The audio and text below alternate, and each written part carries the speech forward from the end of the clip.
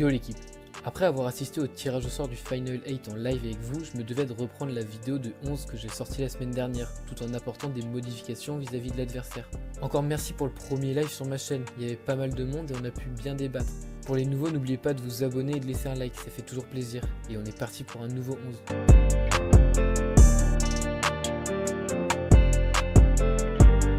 Paris a donc tiré en quart de finale l'Atalanta Bergame, une équipe sur laquelle je vous sortirai une grosse analyse dans la semaine, j'attends juste le match contre la Juve dimanche en Serie A. Dans cette vidéo, on part du principe que tous les joueurs seront présents, hormis évidemment Di Maria suspendu pour le quart de finale. Tout d'abord, je vais vous donner mon dispositif et pourquoi je l'ai choisi. Je jouerai donc ces quarts de finale en 4-3-3, car tactiquement ça me paraît logique. Sans trop analyser l'équipe adverse pour ne pas déborder sur la prochaine vidéo, l'Atalanta est une équipe très offensive, qui met un énorme rythme et une énorme intensité dans le match. Difficile donc d'imaginer un milieu à deux face à une équipe aussi rapide dans son style de jeu. C'est rapidement expliqué mais je reviendrai sur ce choix dans ma prochaine vidéo. On commence donc par le poste de gardien où là pas de problème, j'aligne évidemment Keylor Navas. Le Costaricain est énorme cette saison, avec notamment seulement 4 buts encaissés en Ligue des Champions. Pour la charnière centrale, je garde le duo Silva-Marquinhos. Je sais qu'il y a débat entre Silva et Kimpembe, mais selon moi si le Brésilien a prolongé, ce n'est pas pour rester sur le banc. Avec un adversaire de ce type, avoir un Silva qui anticipe et qui joue intelligemment, c'est un gros point fort. Certes, il a tendance à défendre plus bas, mais on a besoin d'une charnière qui se connaît par cœur dans ses matchs, et les deux Brésiliens sont la clé pour éteindre la flamme de l'attaque de Bergame.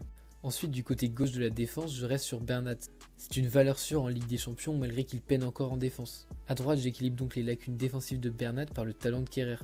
Un latéral certes beaucoup moins offensif, mais bien plus défensif. On en arrive au milieu de terrain qui sera donc composé de 3 joueurs. Pas vraiment de suspense en soi, on a 3 joueurs de qualité à ce poste, mais dans quelle disposition ? Verratti reste à son poste de prédilection, c'est-à-dire en numéro 8 créatif. A ses côtés, Gay en box-to-box en espérant qu'il comble le déficit de volume de jeu de Paredes. J'aligne donc l'Argentin en 6, un peu plus bas que les deux autres, mais attention à Gay qui doit enchaîner les courses pour couvrir un maximum de terrain.